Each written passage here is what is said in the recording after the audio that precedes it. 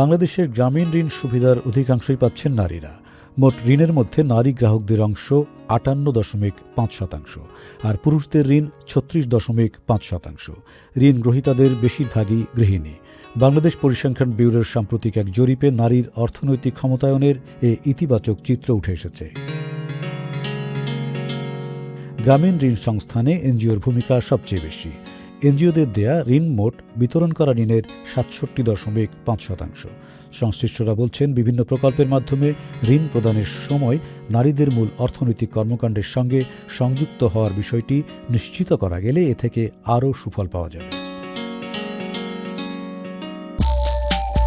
সুখবর প্রতিদিন।